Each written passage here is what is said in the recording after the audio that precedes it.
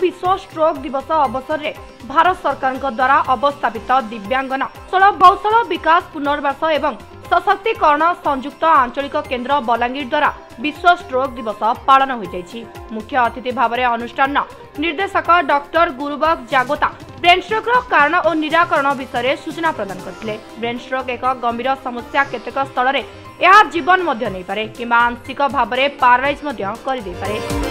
परिवर्तित जीवन शैली उच्च रक्तचाप धूमपान सुगार इत्यादि जोगु असमय लोक विभिन्न स्वास्थ्य समस्या देखा देउछि। किंतु स्ट्रोक वृद्धिर कारण और लक्षण को जदि ठीक भाव में ठीक समय बुझा जाए तेबे स्ट्रोक आशंका को कम करा जाई परिबा तथा ठीक समय सठिक चिकित्सा द्वारा पीड़ित को संपूर्ण सुस्थ कर अन्यतम अतिथि भाव में शिवादित्य महापात्र अध्यापक अमृत प्रीतम सहकारी प्रोफेसर जितेंद्र बारिक सहकारी प्रोफेसर प्रमुख जोग दे स्ट्रोक संबंध में उपादेय वक्तव्य मान प्रदान करथिले। सचेतनता अभाव अनेक लोक सठिक समय सठिक पदक्षेप नेबा असमर्थ।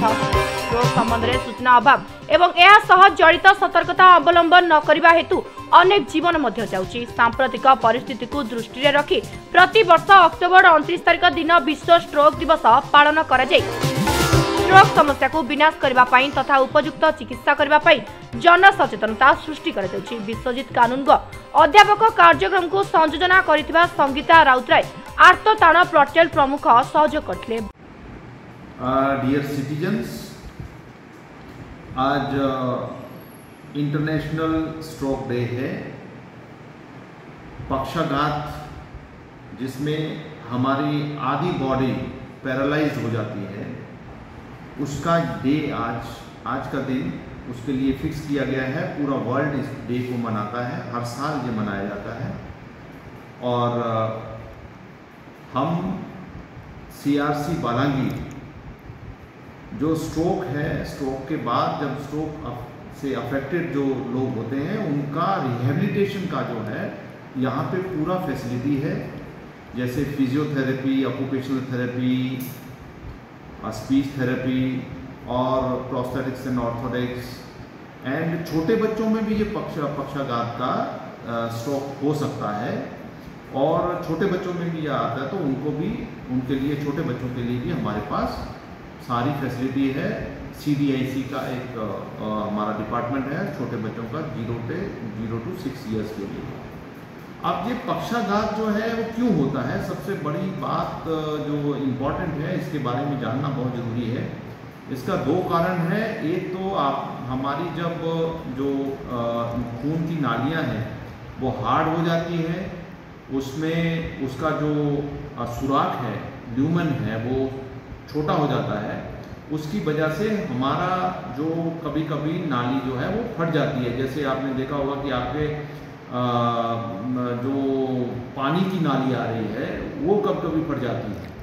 प्लास्टिक की नाली आपने देखी होगी, कई फट जाती है। क्यों फटती है? वो प्रेशर की वजह से फट जाती है, जहाँ उसमें कोई कमजोरी आ जाती है, उसकी वजह से जहाँ पे वो कमजोर होती है वहाँ से जाके फट जाती है। तो इसी तरह से वो जो नाली फटना है वो हमारे ब्रेन में बहुत कॉमन है।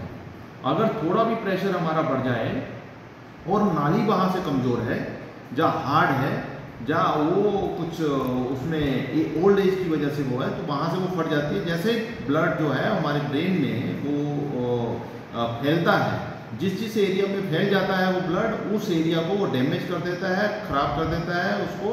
एक तरह से वो उतना एरिया वो मर जाता है। ये हमारा ब्रेन का जो एरिया है वो मर जाता है। उसकी वजह से हमें पक्षाघात हो जाता है, हमारा पैरालिसिस हो जाता है, हेमीपैरेसिस बोलते हैं।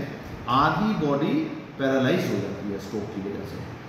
और दूसरी बात एक होता है कि अगर हमारी हार्ट में कुछ प्रॉब्लम है, जहाँ हमारा ब्लड जो है बिल्कुल थिक हो चुका है, तो उसकी वजह से हमारे क्लॉट्स बनने शुरू हो जाते हैं। और एक दूसरा कारण है, और क्लॉट जो है जहाँ बना वहाँ से ब्लड के साथ वो क्लॉट घूमता हुआ सीधा जाके हमारी ब्रेन की आर्टरी को ब्लॉक कर देता है। आर्टरी मतलब नाली, जो खून की नाली है उसको, नाड़ी को ब्लॉक कर देगा। उसकी वजह से वहाँ पे ब्लड नहीं जा पाएगा, ऑक्सीजन नहीं जा पाएगा। वो बड़ा, जिस एरिया में ब्लड और ऑक्सीजन नहीं गया वो एरिया मर जाता है और वो ब्रेन का एरिया खराब हो जाता है। वो खराब होने की वजह से हमें पक्षाघात हो जाता है। तो अब ये पक्षाघात जब हो गया तो उसको हम क्या कर सकते हैं, उसके सीधा ये इमरजेंसी होती है, इमरजेंसी डिपार्टमेंट में हॉस्पिटल में जाके अपने आप को एडमिट कराना होता है। जो उनके प्रियजन हैं वो उनको जाके एडमिट कराएंगे। एडमिट कराने के बाद डॉक्टर्स उसको मेडिसिन और ये सब दे के इसको 5-6 दिन के अंदर में उनको अगर वो बच गया है, अगर बहुत ज़्यादा ब्लीडिंग हो गई, बहुत ज़्यादा ज़्यादा बड़ा स्ट्रोक है तो कई बार डेथ भी हो जाती है। तो अगर बचा लिया डॉक्टर ने, तो उसके बाद जब बचने के बाद फिर उसका जो है रिहैबिलिटेशन शुरू होता है, जो कि कम से कम 3-4 महीने से लेके 1 साल तक चलता है। इमीडिएटली जब पक्षाघात हुआ उसके 2-3 दिन के बाद ही फिजियोथेरेपी रिहैबिलिटेशन स्टार्ट हो जाता है। और कई बार क्या होता है, डॉक्टर्स जो है वो रेफर तो कर देते हैं, लेकिन पेशेंट अच्छे से समझ नहीं पाता है और रिहैबिलिटेशन के लिए आ नहीं पाता है। फिजियोथेरेपी, ऑक्यूपेशनल थेरेपी या दूसरी जो हमारे डिपार्टमेंट्स हैं उनका जो हेल्प वो ले नहीं पाता है, तो लेट आता है। जितना लेट करेंगे उतना कम इम्प्रूवमेंट आता है। पैरालिसिस को हम थोड़ा कम कर सकते हैं रिहैबिलिटेशन के माध्यम से, लेकिन अगर लेट आएगा तो वो लेट हो जाता है और पैरालिसिस उतना हम इम्प्रूवमेंट नहीं ला पाते। तो इसमें दोनों हाथ और पैर और मुंह, स्पीच मतलब बोलने की शक्ति, ये सब अफेक्ट होती है। और तीसरी बात ये है कि इसको प्रिवेंट कैसे किया जाए, इसका प्रिवेंशन बहुत इंपॉर्टेंट है। हमारा ये 2 कारण से मैंने बताया, एक तो क्लॉटिंग की वजह से, जिसमें कि हमारा ब्लड थिक होने लग जाता है, जैसे हमारी एज बढ़ती है ठीक होता है, या किसी बीमारी की वजह से हम बेड रिडन हैं तो हमारे क्लॉट्स बनने शुरू हो जाते हैं, या हमारा हार्ट का प्रॉब्लम है, उसमें एरिथमिया है, तो उससे क्या क्लॉट बनेगा, क्लॉट वहाँ से पंप होके सीधा हमारे ब्रेन में जाके ये करता है। और दूसरा कारण है ब्लड प्रेशर। ब्लड प्रेशर जो है वो नमक के कारण हमारा जो अगर ब्लड प्रेशर ज़्यादा है, हाइपरटेंशन ज़्यादा है, शुगर वाले केसेस हैं या कोई हैवी वेट है, उनको भी ये रिस्क ज़्यादा है। तो हमें जो नमक का थोड़ा कम करना चाहिए। इसका बचाव कैसे करना है? हाँ, यही बचाव का तरीका वही मैंने बताया कि हमें अपना ब्लड प्रेशर रेगुलर चेकअप कराते रहना चाहिए। अगर ब्लड प्रेशर है और डॉक्टर ने अगर मेडिसिन प्रेस्क्राइब किया है तो मेडिसिन को बीच में अपनी मर्जी से बंद नहीं करना है, रेगुलर उसको खाते रहना है ताकि ब्लड प्रेशर कंट्रोल में रहे। दूसरी बात, शुगर के मरीजों को जिनको डायबिटीज़ है उनको भी अपनी मेडिसिन को अगर उनकी स्टार्ट हुई है तो मेडिसिन रेगुलर खाते रहना चाहिए। इससे कि हमारी जो आर्टरीज हैं वो सेफ रहती है। नहीं तो अगर ब्लड शुगर ज़्यादा रहेगी तो हमारी आर्टरीज भी खराब होने लग जाती है, नाड़ियाँ खराब होने लग जाती है। और तीसरा बचाने का तरीका यह है कि हमें जो फल फ्रूट जो सब्जियां हैं, जो ताज़ी सब्जियां हैं वो सब चीज़ें खानी चाहिए।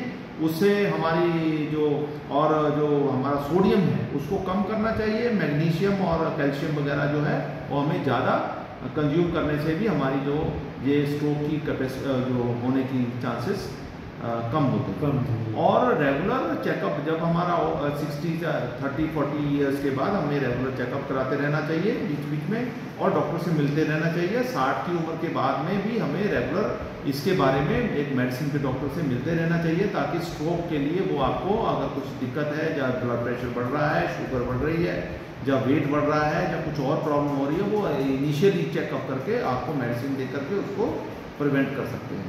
तो इसका प्रिवेंशन पे बहुत इम्पॉर्टेंट रोल है। हमें प्रिवेंट किया जा सकता है, लेकिन अगर हम ध्यान नहीं देंगे अपनी हेल्थ के बारे में, डॉक्टर से नहीं रेगुलर मिलेंगे, और तो फिर हम लोग इससे अफेक्ट हो सकते हैं।